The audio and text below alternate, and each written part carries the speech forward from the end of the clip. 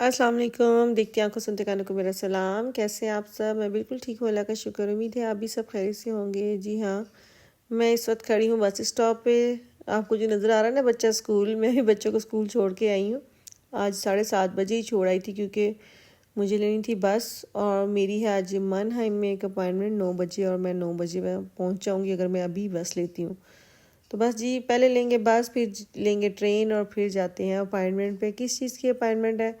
जो लोग तो मेरे ब्लॉग देख रहे हैं उनको तो खैर पता है कि मेरा ट्रीटमेंट चल रहा है सर दर्द का, तो बस उसी सिलसिले में मुझे जाना पड़ता है। और एक डॉक्टर से नहीं, मेरे 2 डॉक्टर से मेरा ट्रीटमेंट चल रहा है, जो एक ही जिनकी क्लिनिक है, तो वो दोनों मिल के अब मेरा ट्रीटमेंट कर रहे हैं। और आज एक बहुत बड़ा दिन है, वो बाद में बताती हैं आपको मेरे साथ क्या होता है चेकअप के बाद। फ़िलहाल मैं बैठी हुई थी वेटिंग रूम में। बहुत सारे मैगज़ीन पड़े हुए थे, मैंने ये मैगज़ीन ऐसे ही उठा लिया, और जब मैंने इसको खोला तो मैं हैरान परेशान। यहाँ पे ये सारे जो आपको ड्रेसेस नज़र आ रहे हैं ना, जो शर्ट्स और पैंट्स, ये सारी डॉक्टर और नर्सिस की हैं। तो मैंने पहली बार देखा है कि इस तरह से इनके भी मैगज़ीन होते हैं, और इतने इतने अच्छे स्टाइल के थे। नॉर्मली यहाँ पे वाइट के साथ ही कंट्रास्ट होता है, लेकिन कलर इतने अच्छे अच्छे शर्टों के। जो मेरी डॉक्टर है ना, उनकी भी शर्टें पर्पल थी, डार्क पर्पल ना। तो बड़ा अच्छे अच्छे डिफरेंट डिफरेंट स्टाइल्स आप देखे, मैं हैरान हो रही थी।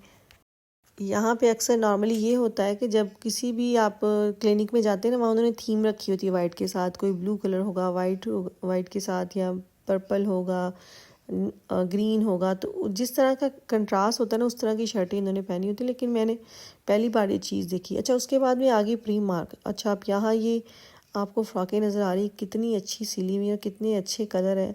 आप अंदाज़ा लगा सकते हैं ये सारे कौन से मुल्क की बनी हुई है। ये सारी सारी मेड इन इंडिया थी।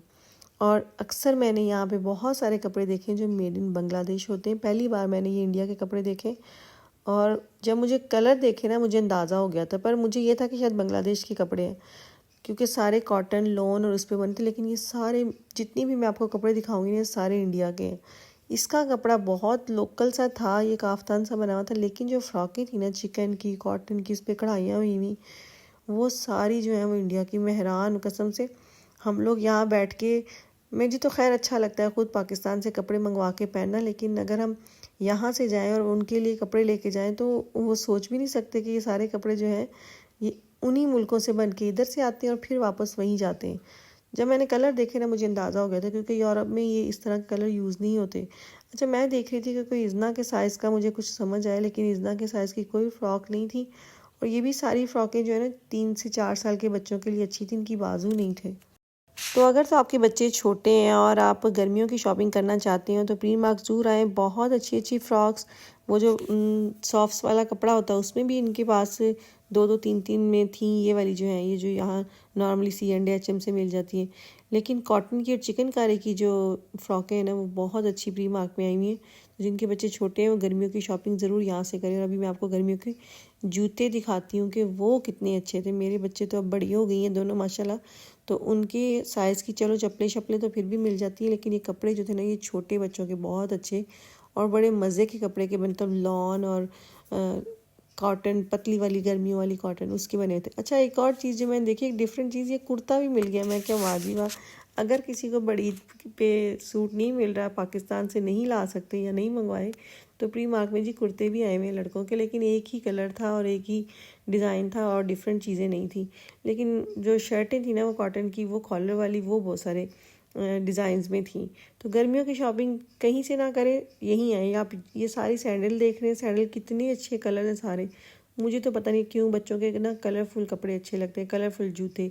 तो ये सारे मुझे जूते सैंडलें बहुत अच्छी लगी। हालांकि मैंने आहिल के लिए मैं आई थी, उसके लिए मैंने कुछ लेना था, तो जो मैं लेने आई थी वो तो मुझे नहीं मिला। तो खैर मैंने कहा आपको दिखाऊं। मुझे बहुत अच्छा लगा जब रंग बिरंगी मैंने देखे ना जूते और कपड़े। और ये बच्चों की देखें गर्मियों की, अगर आप HM C&A से भी लेते हैं ना, तो ये डबल चार्जेस है। यहाँ पे 6-6 7-7 यूरो की सैंडलें मिल रही थी और अच्छी थी। मतलब अगर आप एक सीज़न पहन लें, अगले सीज़न बच्चे को छोटी भी हो जाए तो दुख नहीं होता कि महंगी ली है। तो यहाँ से मैं तो अक्सर, जब तक ये इज़ना पारसा छोटी थी ना, तो मैं लेती थी इज़ना की। तो अभी भी मैं कभी कभार यहाँ से ले जाती हूँ, लेकिन पारसा का तो अब साइज़ जो है वो बड़ा हो गया है और वो पहनती भी नहीं है इस तरह के। लेकिन इज़ना के मैंने काफ़ी यहाँ से शॉपिंग की है। तो प्री मार्केट जी बहुत रीज़नेबल है। जिनके बच्चे छोटे हैं उनके लिए तो बहुत ही अच्छा है, एक सीज़न पहने अगले सीज़न फेंक दें, कोई दुख तकलीफ़ नहीं कि हाय इतना महंगा का सूट क्यों लेके, कि यहाँ पे शर्टें भी 3-3 4-4 यूरो की मिल जाती हैं और कपड़ा बहुत अच्छा होता है, कोई उस पर बुरशल नहीं आता, ना वो ख़राब होते।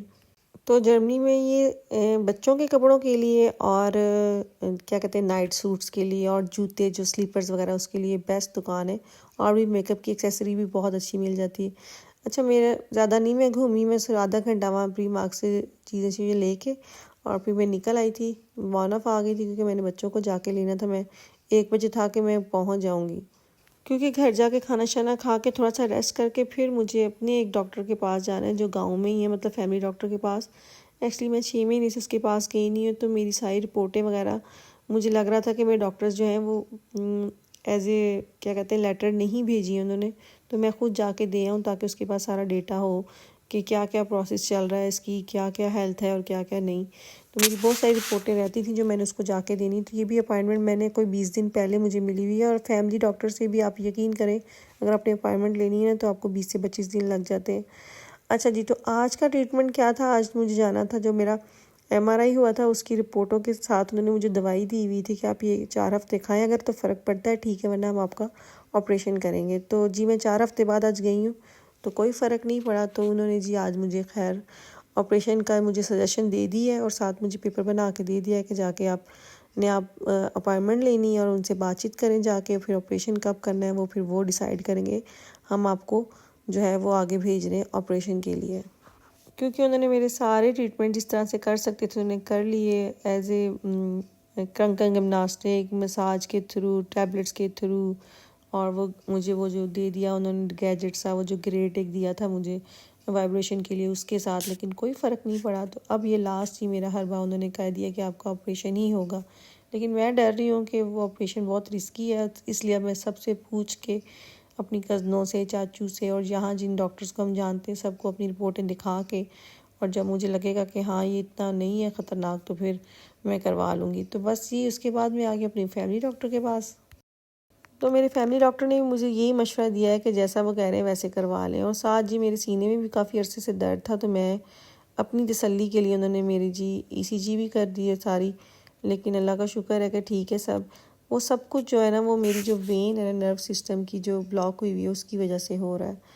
तो अब ये सारा जो है ना काम ख़राब हो रहा है दिन ब दिन, जो है तबीयत बिगड़ रही है, बेहतर नहीं हो रही है, और ये 2 साल हो गए। तो अब मैं बस जल्द से जल्द मैं कोशिश है कि मैं इस चीज़ से निकलूँ। तो खैर जी मैं जा रही हूँ अब घर वापस।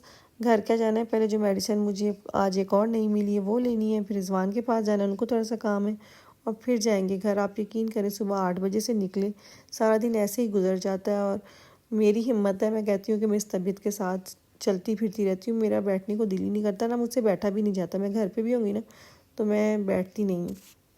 तो जैसे ही घर आई हूँ मेरे बच्चों ने ये देखें जी ईस्टर आ रहा है, उसको मैंने कल इनके लिए अंडे शंडे लेके आई थी, वो कहते हैं हमने दरख्तों पे लगाने, दरख्त पे तो कोई नहीं लगा हुआ मुझे नज़र आया। तो ये दोनों बच्चों ने मिलके तो ये टेप सेशन के साथ ना सारे दरवाजे को सजा दिया, तो कितना अच्छा लग रहा है। तो चलते हैं घर और फिर जाके बनाते हैं शाम का खाना। और ये मेरे दोनों छोटों का काम है, बड़ी तो माशाल्लाह बड़ी हो गई, ज़्यादा ही बड़ी हो गई है, तो ये दोनों छोटे इस तरह के पंगे लेते रहते हैं। तो कब से कह रहे थे मम्मा हमें अंडे ला के दें, हमने लगाने हैं। तो बस मैं कल ले आई थी जब मैं गई थी तो इज़ना के साथ तो मैं लेके आई थी, तो आज इन लोग को टाइम मिला है, मैं घर नहीं थी, उन्होंने पीछे से लगा लिए।